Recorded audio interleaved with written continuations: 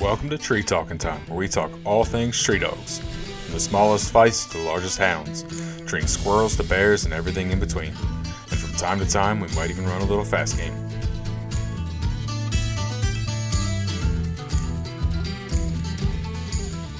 I got photos here. I'll show you some of that I had bred. Yeah. And they were professional photos. We never had them framed yet. Yeah. And because I was proud of my blue dogs through the years and stuff. And, I started with just mediocre coon dogs, foxhounds. When I was about 10 years old, I started hunting on my own. Yeah. On the farm down there. My dad gave me a boundary. Yep. You go no further than what we called the duck pens, because on the ranch they had 11,000 acres of regulated ground for ducks and pheasant shooting for the boss down in Texas. They would fly them dogs up.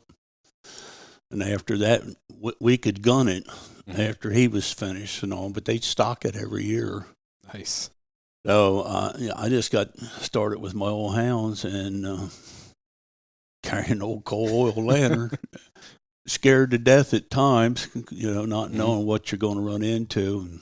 Now, did your dad have hounds? No, he would rabbit hunt sometimes, but he was never a hunter. What made you want hounds then? Mostly I had two uncles that were coon hunters down south. Okay. My mother's brother was an old mountain boy. He lived in the mountains and had cur dogs and registered dogs, coon and mountain curs and stuff. Okay. So I guess it's just in the blood, you know. And then my other uncle, which was my father's uncle, he moved up from Virginia when Dad and them all moved up to the ranch that time, and he used to manage a tree farm over there toward Marshallton, and he kept old coon dogs in there, and I'd get to go on the weekends with them or something like that. But otherwise, I hunted every night away from home down the Big Creek. Yep. Now, did your uncle have blueticks? No, he had black and tans, and then he ended up with walkers. And he would hunt anything, But I think his most favorable dog was a walker dog he raised from a pup. Okay. And they were out of some blood that, you don't know him, I guess. Dave Gable used to be up at the Coon Club. Yeah, I've heard the name enough. Out of a litter of pups out of that, him and Clarence Foster had both gotten dogs, and they made coon dogs. Yeah. From everything I've heard, they both were pretty good coon hunters and always had good dogs. Yeah. They, like you say, they were troublemakers at times, just ornery. Yeah. That's all. They were just ornery. Because Clarence is Kevin's grandfather. Kevin's grandfather. And he'd start trouble. And then from the club or whatever, and then on their way home, because my uncle and him always rode together, and Clarence would say, "Why did I do that?" But it was in his blood, just to be ornery like that. Yep. But what made you lean towards blueticks then? I had a red bone that belonged to my uncle. He couldn't hunt him, and I hunted him, and he just wasn't my cup of tea, so to speak. And then I got a black and tan out of a pound one time. It was a real nice hound, but he was a skunk dog. And then finally, my uncle had this blue tick pup. He was out of Charlie Hockenberry blood up Blaine. Okay. And I think he was about 5-6 months old, and his boys run over him with a motorcycle. Ooh. And fractured a leg, and he didn't want to nurse him back to health, so he gave him to me. There you go. And I healed him up and stuff, and he just started showing coon after coon after coon. How old were you by this time? I was probably 15, 16 years old, something like that.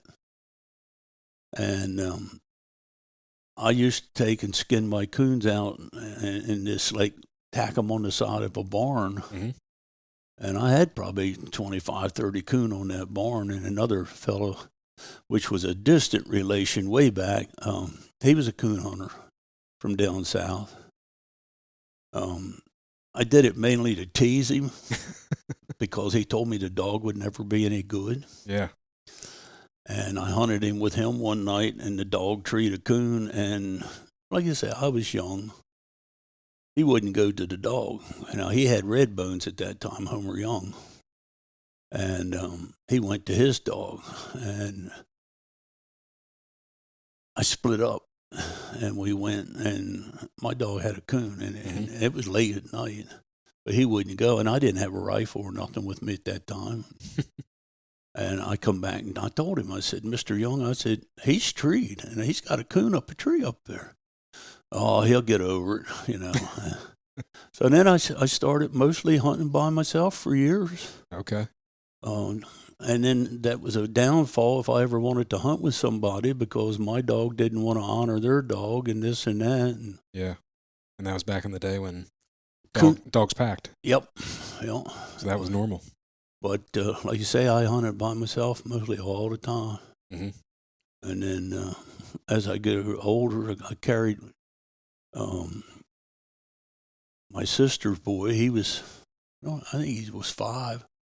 I used to carry him on my hip, coon hunting, because he wanted to go and stuff. Yeah. And but I got hooked on blue dogs, especially when I got the Hockenberry pup, because he was a natural. There you go. Hey, that's all it takes is one good dog. Now, it seems like. I'll show you a picture of him with my brother from years ago after bed. But yeah, he was the number one ticket that got me hooked into coon hunting. There you go. Well, before we get too far into this, why don't you introduce yourself? Well, my name's Rocky Dillow. I'm 73 years old now, crippled up, can't hunt no more. I got a boy hunting a hound for me. I still have a blue dog. And he's got a nice blue dog. And he's got a nice mouth. Oh, he's loud, yes. I think. I wanted to get, we just had a buddy hunt a couple weeks ago, and of course, your blue dog treed, and I was excited to get some pictures and videos, but unfortunately we were not quite where we were supposed to be, and we were right behind the house, so we had to get him and get out of there. Yeah. Yeah, I heard him treeing from where I was and stuff, and I couldn't figure out. I said, well, why hadn't somebody got to him yet? Because he'd been there for a good while. Because he was 600 yards from us. Yeah, but that's the wrong way. That's rough country up in there, them hills. Because it was down, then back up. Yeah. I've walked every inch of that country, all over that country down in there. You told us to come out, on the other side. Yeah. You're like, go down in there, come out this other side. Yeah. Them dogs went the opposite way. But I, like you say, I got hooked on blue dogs, and that was it. Mm-hmm. And I used to raise my own. Yep. That's one thing I really liked early on when I met you and you told me is like from early on you perpetuated a line of dogs up until what, Nell? Probably up until about 6 years ago, before I moved up here. Yeah. Because I lost my last stud dog and I never replaced him. Mm-hmm. I still had a couple good bitches. Yep. But I just never searched for a male dog that was of my liking. I'll put it that way. So I bought a couple outcrosses. Okay. And the one I did raise a litter of pups off of to my bitch, which made pretty decent coon dogs. So what was the last dog you had at your line? Let me see. Was it Mona? Yeah, well, Mona would have been, yes, because she would have went back into a Grand Night champion dog that Wade Miller had at one time, which was Palmer Bub breeding. Okay. And then the last of my litters, which I crossed my Yutchman bitch with Aaron Petersheim's Keystone Blue. Okay. All those pups made coon dogs, decent dogs. I mean, not world beaters, but I'm a pleasure hunter. Yep. I'll put it that way.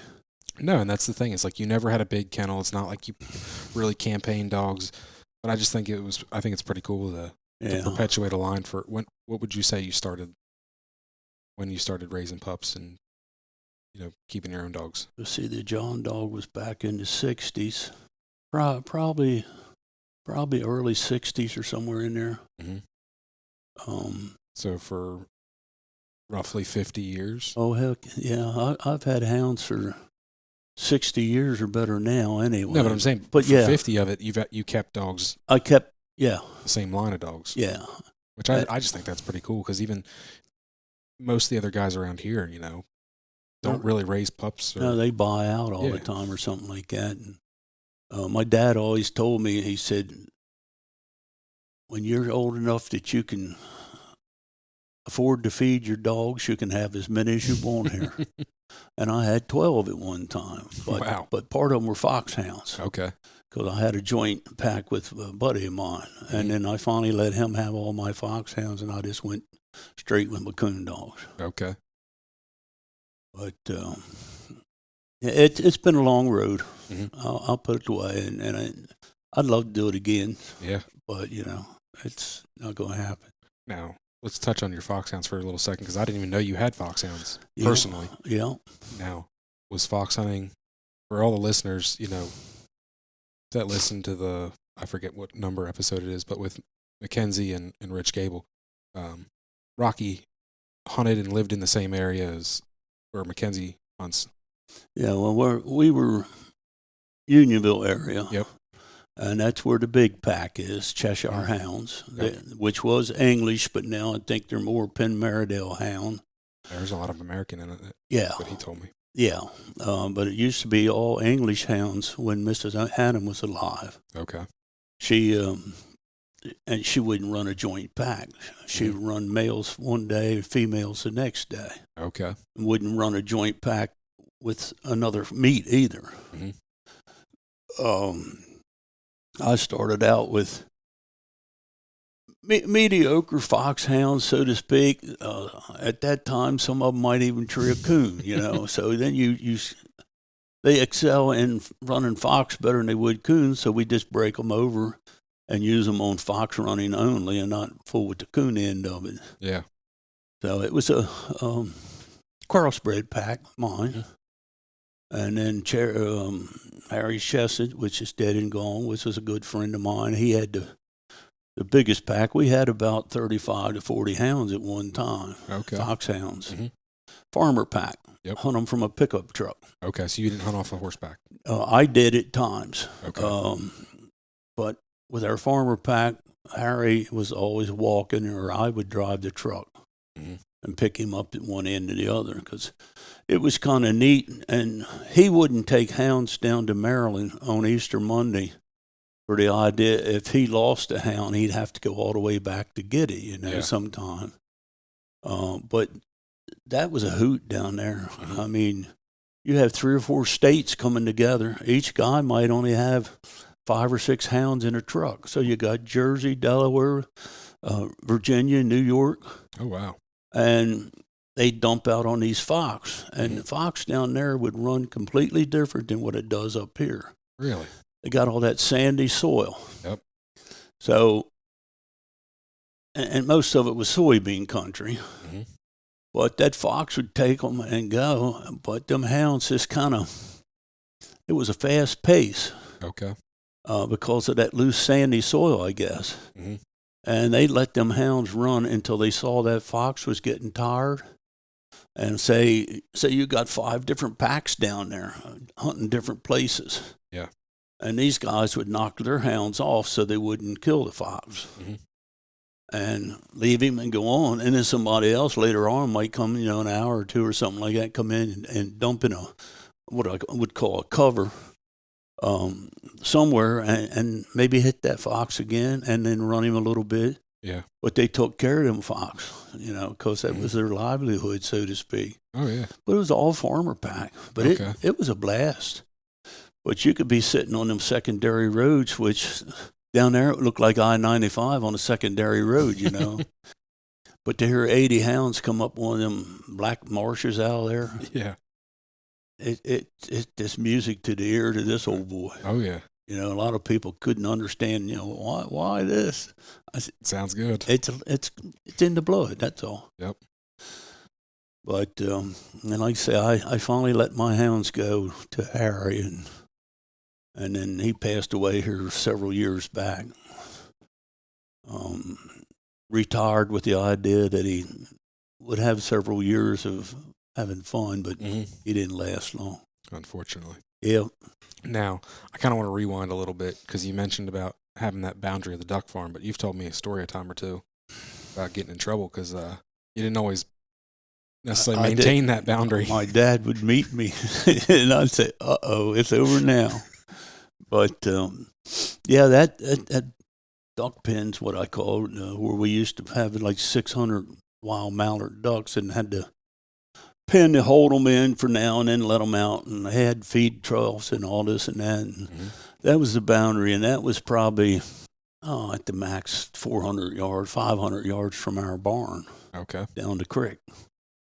And he said, "You go no further than that duck pen."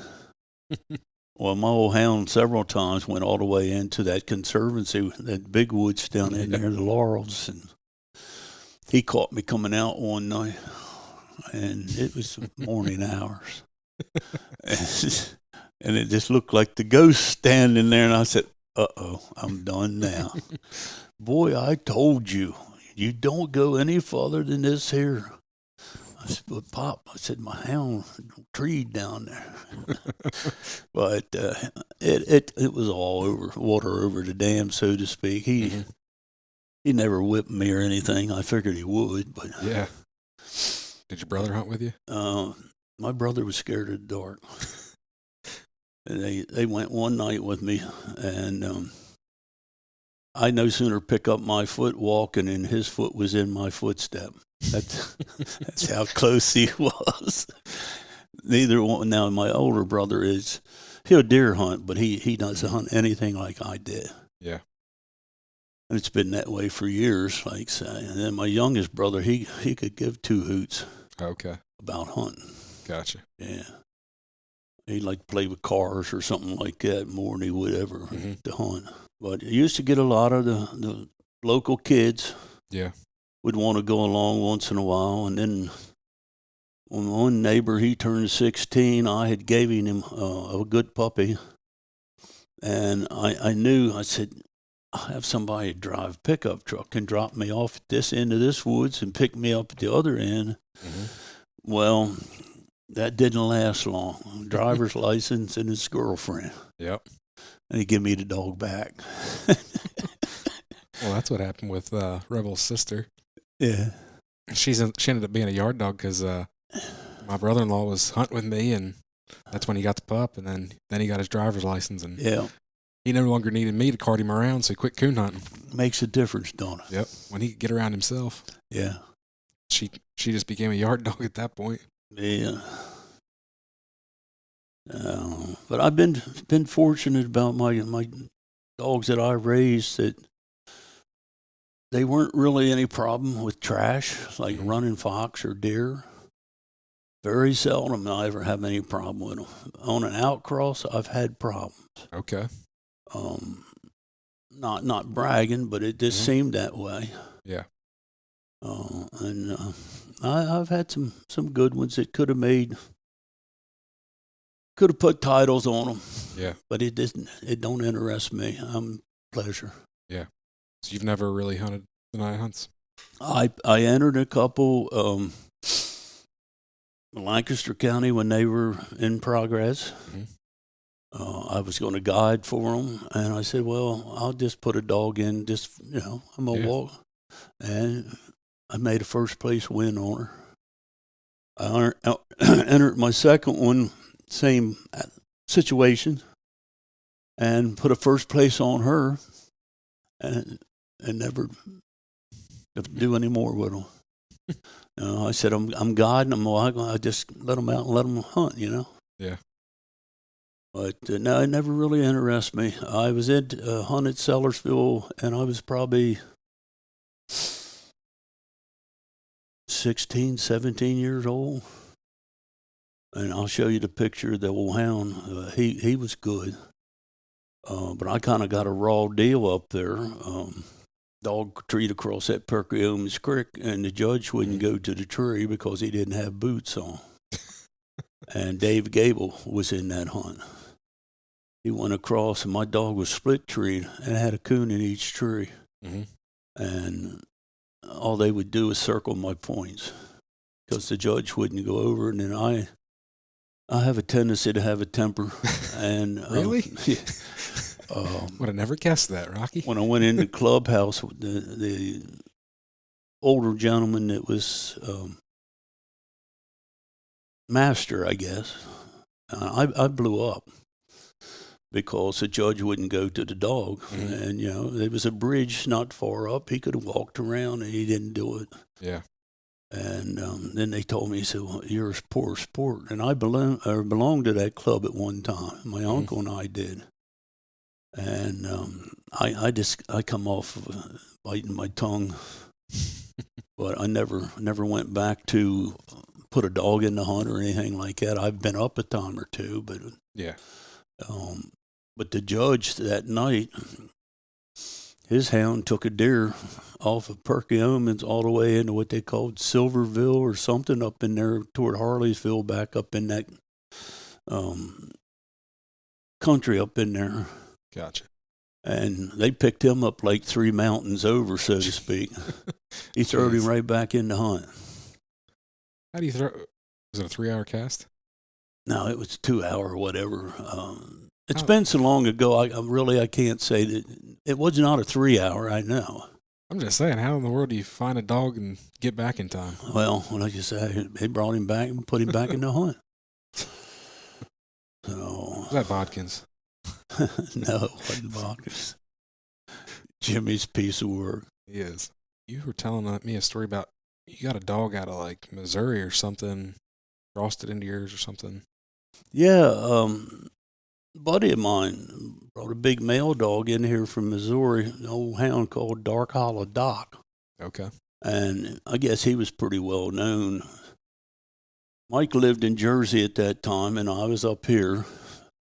We hunted the dog right off the plane that night, and with the farm that I had managed at that time, and we lost him. He never come in, but the guy said hunt him right off the plane. He said it'd be no problem. Well, then I get a phone call the next morning, and here township police had him and had already taken him to the SPCA. Now, he was 3-year-old, but he was an older-looking blue dog. Okay. The older style. And they said they found him standing in the middle of the road on a Frog Hollow Road. I said, you took him out of my lawn's what you did, because Frog Hollow was down at the covered bridge right below where I lived up at the old office that time. Mm-hmm. I couldn't pick him up until Monday. SPCA wouldn't let me get him until Monday. So I went over, and my daughter was with me, and she was really young. And I go in and explain why I was there. And the lady at the desk, she said, we'll have to ask you to go back and identify him. So we go back. Here's a bowl of kibble sitting outside his kennel and stuff. And I just said, Doc. Well, he come unglued. And the lady said, well, he must know you. And I just said, no, he don't. Yeah. But I had my collar on him, and Mike had his collar on him. Mm-hmm. So really there was 2 identifications on him. Yeah. So it comes back that they were doing the kennel work, and this would cost me a $25 donation. Well, now that started, and my daughter told her mom, said, I saw Dad's face turn red. And I said, what do you mean a donation? Well, before you can take the dog, you have to give us $25. Doesn't sound like much of a donation. And that's why I fired right off. I said, this sounds like a business to me, not a donation. That I can't take the dog if I don't pay this $25? No. I said, well, what if the dog doesn't belong to me? Well, we can't release him to you at all. And I said, okay. So I gave him Mike's number, and the tag was right on the dog. Mm-hmm. I said, this is this guy that is really in control of this dog, so to speak. Yeah. So he was living in Woodstown, New Jersey. Mm-hmm. So the lady says, we'll call. So she gets on the phone and proceeds to, well, I thought she was talking to somebody. Mm-hmm. And she comes back. She said that we talked to Mrs. Snars, and she said it was quite all right that you pay the donation and they'll reimburse you for it. And I'm saying, you know, there's something right or wrong here. Mm-hmm. So anyway, I did. And then they got upset when they asked me why I had the dog. I said I was going to raise puppies, a litter of puppies. Well, that didn't go over well at all. But that's water over the dam. Yeah. So I get the dog, I come home, I call Mike. I said, the lady says she talked to Mary Ellen. He said, what? I said, she was on the phone that she had talked to your wife and said it was quite all right for me to pay the donation so I could get the hound out of the pound. He said, she did not talk to my wife. Said she talked to an answering machine. And that really turned me against the SPCA, period. I'm sure you were hot. You know. But anyway, you know.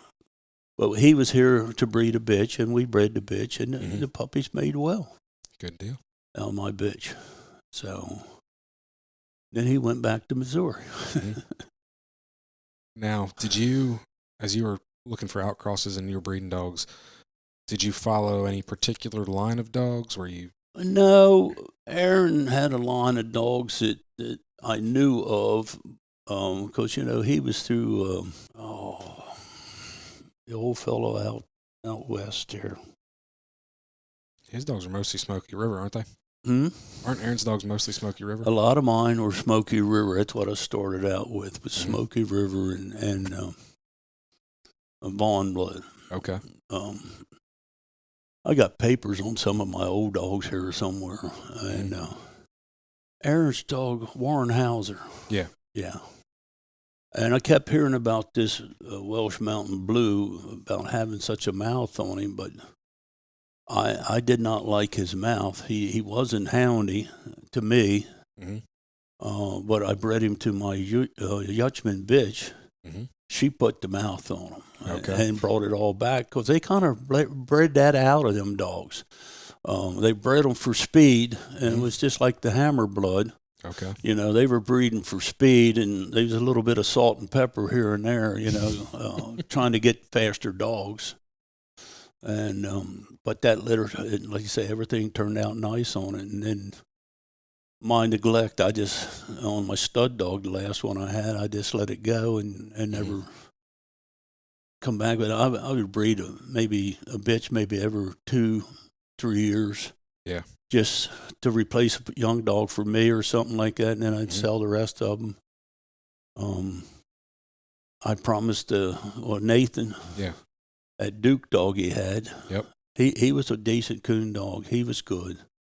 And I had promised them boys a puppy out of that litter.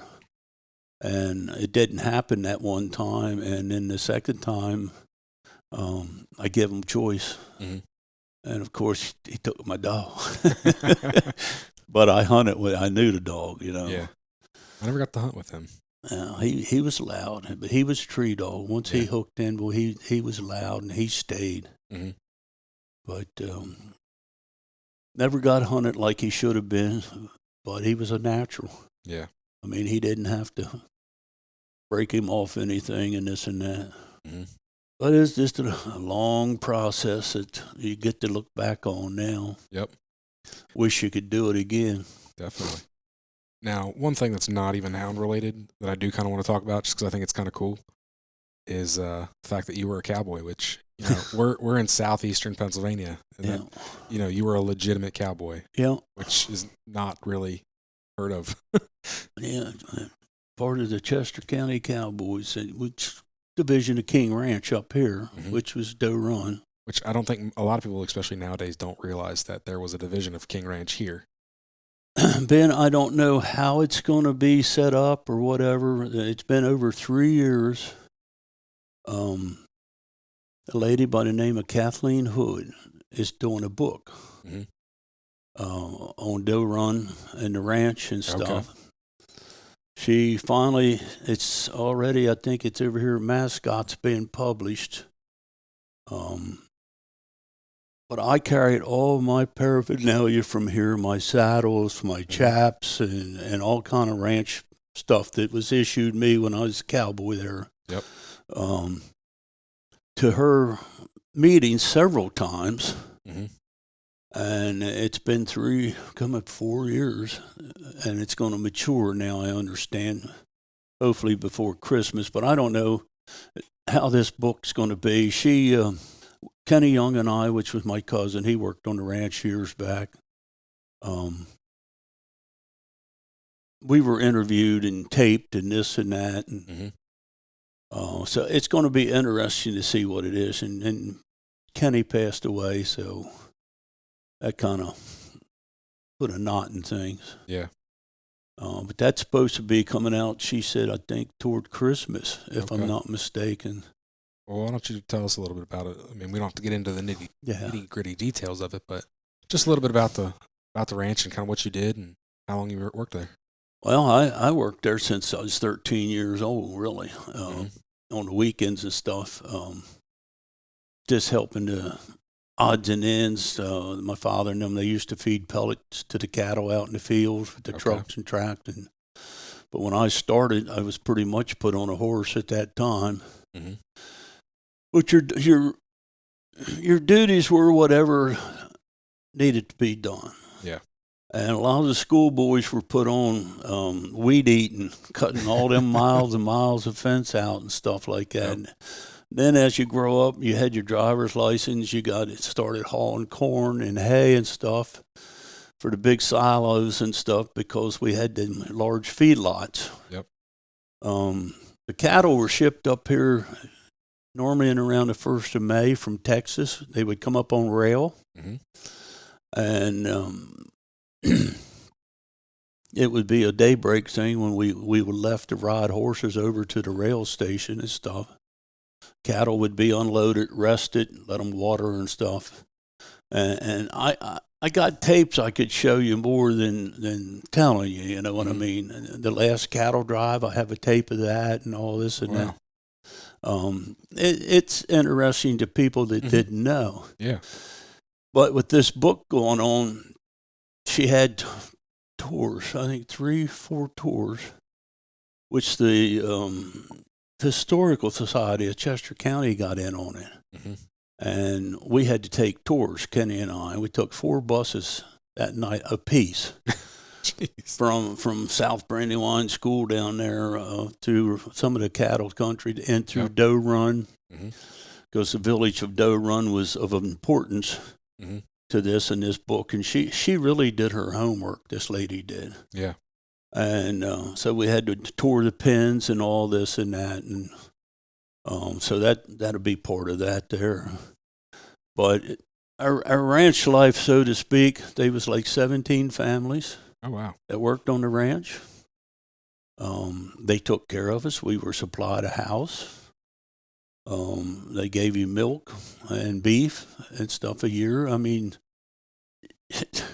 it wasn't good pay, so to speak, but you made a living. Yeah. But it was all cattle country. They'd ship up here anywhere from 4,800 to 5,600 head of steers every year, which would be unloaded off that, and we'd put them out to pasture for all summer long. Each group had 2 different pastures to switch them over if, grass got dry. And then through the summer, when the fall comes, started bringing in cattle to fatten them, which would be in the most of it's gone now down there. The big old silos and all Yeah. that.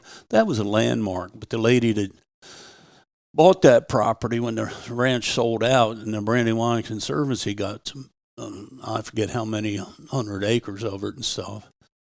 She had those silos tore down. Okay. Because they were a hazard, so to speak, but they were a landmark. Mm-hmm. If you'd ever say anything to anybody, they'd come back, they'd looking for that big old blue harvester silo, and there was 4 of those and 3 big stave silos there. But it was just a merry-go-round of raising the cattle, shifting around and all. Mm-hmm. And then toward the end, they got into, they shipped up, I think it was 2,800 head of brood cows. Okay. So we went all cow and calf operation, started raising up here, and then they shipped us some bulls back and this and that. I'd do it all over again. Mm-hmm. It was fun. How long did you work for the ranch? Most all of my life, up until I got married there, and then that's when I went to full time with them. Mm-hmm.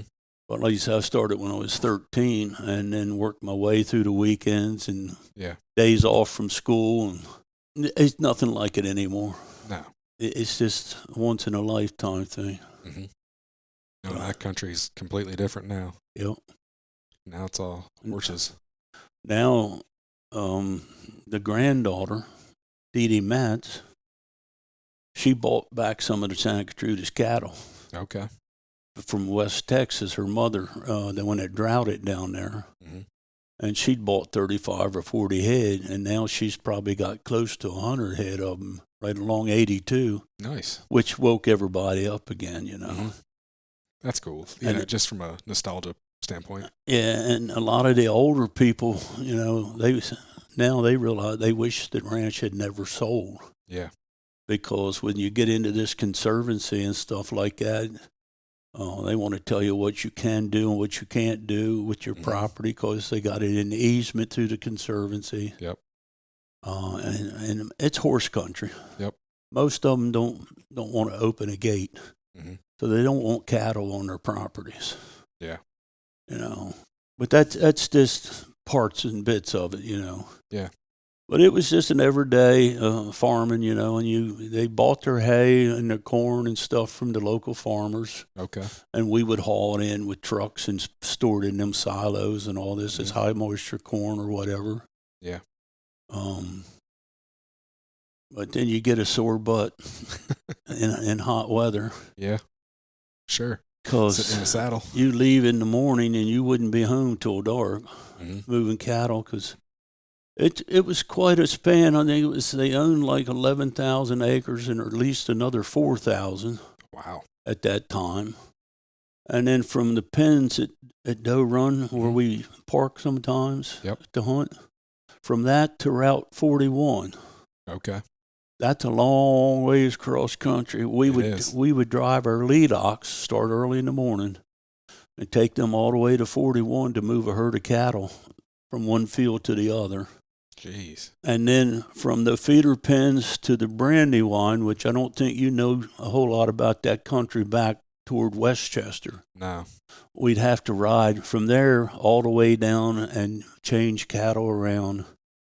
And then initially, when everything was rested and ready to go, we would drive 400 head of cattle from Doe Run all the way to the Brandywine. Okay. With lead oxen and probably be about 7 of us riders. Some of the schoolboys got to ride a little bit as flankers, so to speak. Yeah. Or take them to Cochranville that way.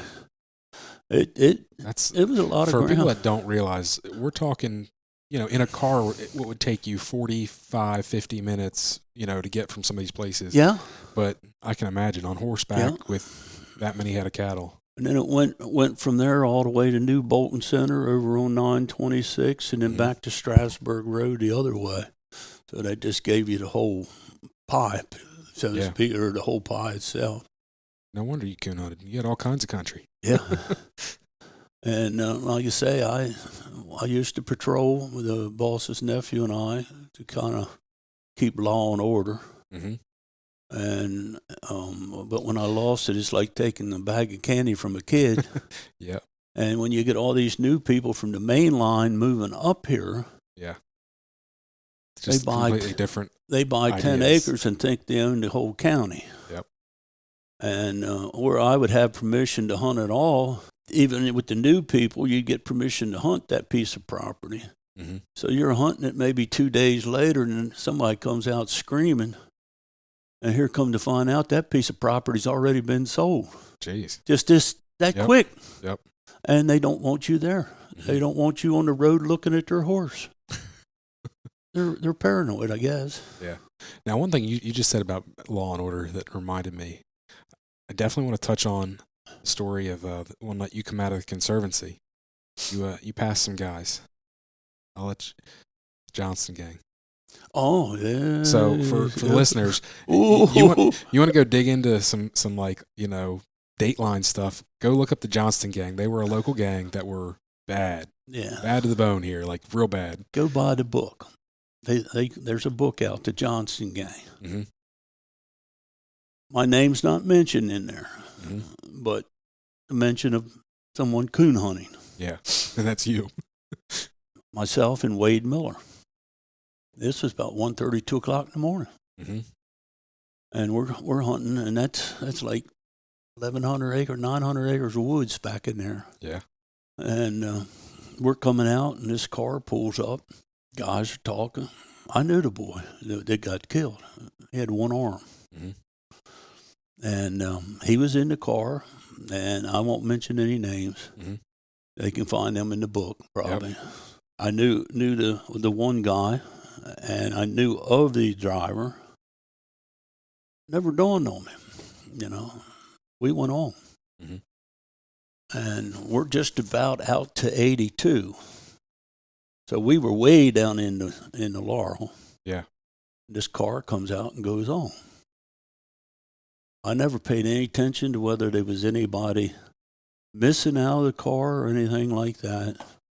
But anyway, the next day I was mowing a field we call Tower Hill, coming off 82 in on Apple Grove there. Mm-hmm. And the ranch patrolman or cop come up and talk to me. And how he knew that I knew that them boys were in there that night, But he said, we have county detectives down here who want to talk to you. I said, uh-oh. Thinking you're in trouble. Uh-oh. And here, the boy was found floating face down in the swimming hole down in there, just right where I talked to him. So I'm saying, I can't believe this. I said, I just talked to him not that many hours ago. Yeah. Well, he's floating naked in there, pool water and all this and that. And they asked if I knew who was in the vehicle. And I said, yes. And I mentioned the one name. And that was enough. Mm-hmm. This and that. So they pulled me out of there, and I had to give my deposition to what all I had seen and heard and all this and that. And here, they killed that boy shortly after talking to me. Mm-hmm. His clothes and all of his jewelry or anything of any money was gone, but his clothes were laying up in the rocks on the side of the swimming hole and stuff in there. But when I mentioned the one name, it was all over. Yeah. But then that went on for I don't know how many years. And then the guy that killed the boy, he was affiliated with the Johnsons on some of them boys that got killed, all the way through and buried down on Beaver Dam and all this and that, or supposed to be. Yeah. I guess he plea bargained with them or something or other. Okay. But it was like 8 years or longer. Mm-hmm. And here come the county detectives back and the assistant DA. and wanted to know if I had anything I wanted to change in my deposition. I said, no. I said, it happened the way it happened. Yeah. And she said, how can you remember this so plain? And then the other detective said, he has his crap together. I won't. Yeah. But then the guy, he pleaded guilty and stuff, and he was, I guess he died in prison. Okay. But he was nasty. I know him from down in Modena for years. Mm-hmm. But it was a shame. The one-armed boy, he could handle himself. My brother went to school with him and knew him real well, and he could handle himself. And so I don't know whether two of them took him out or one took him out or how. Yeah. But yeah, that's in the book about the old Coonhunter. Yep. And I didn't ask, I didn't want no names put in it anyway. But no, I understand. And I think now enough time's gone by that most of those guys that were arrested are dead and gone, or still doing time, which I seriously doubt. They're probably all gone. One of the Johnson boys might still be alive. Yeah. I don't really know. I remember when I was little, when Norman Johnson got out of prison. That's when I learned about the Johnston gang. I was like 8 or 9 years old. Yeah. Maybe a little older. I think I was in middle school. Yeah. So I may have been 10 or 11, but my daughter, she has the book, or did have a book on the Johnson gang and how all of it come about or whatever. Yep. But crazy things you get into in the woods. When that 3 mile through that woods was open from 82 to Mortonville, it's unreal what happened back in there. They found that one boy dead, sitting in his car, and he had committed suicide. Okay. Rifle land right on his there, and the maggots were moving him around. Jeez. But some of the parties that those bikers had back in there, because nobody ever played around back in that country, then it was finally closed off. Yeah. There's 3 different townships there. Okay. And they all come to an agreement to close it off. Stolen cars, find them a dime a dozen sitting up them old trails in there and stuff. Jeez. Stripped down and all this and that. But yeah, a lot of history in that country. You get to looking. Yep. And you were there for a lot of it. I was there for all of it. Until you moved here, you never lived more than how far from where you were? I was 69 years down there. And, like a 2 mile square? Like you've never moved out of that square until? Yeah. They say, what the heck did Dick Vermeil say? You're a legend or something, but you're part of this community. You're like a rock in the ground, so to speak. Everybody else left, Yeah. Brothers grew up and stuff, and they'd work a little bit at the ranch or something, but never stayed. And yeah. And even though you don't live there, you still work down there. Yeah, I still work there 3 days a week. I feel good when I'm down there because I'm home. Yeah. I'll put it that way. I'm home. Yep. And but looking back is a long ways back. Well, you have anything else you want to talk about? Any more stories? Not that I know of, other than, just old normal cowboy life, so to speak, it was. I can say that because I went through it. Yep. People realize, you're not a cowboy. But learned how to rope by myself. We were all self-taught how to rope off horses. Okay. Through the ranch. Some of us were better than others because that's a pretty dangerous thing because we always tied our ropes onto our saddle horns. Yeah. We didn't dally. Okay. So you get in trouble, you're hung. Yeah. Or if you could get to a pocket knife and try to cut your rope, And there was times that some of the boys you would have thought would have died from being drugged or something or other. Yeah. One of my best friends, he was after a steer, and the horse went up over the bank and stumbled, and he had his lariat off, and when the horse come back up, he had to go off, and it hooked his boot, and that old horse drug him for I don't know how long. And he was pretty much one of the fastest horses they had, so we couldn't catch him. Mm-hmm. And finally, he come into the corner of a fence line or something, enough we could get him. Yeah. But he survived. I would have thought, man, it was all over. Yeah. Well, that's just like getting in a car. You don't know whether you're coming home or not. You get on a horse, same thing. Yep. You don't know if you're going to get off of him or not. Mm-hmm. Well, that's all you got. I think we'll wrap this podcast up. That's about it. You know, the best of it, so to speak. Sounds good. All right. You can find me on Facebook and Instagram at Tree Talking Media. And until next time, keep 'em talking in the timber.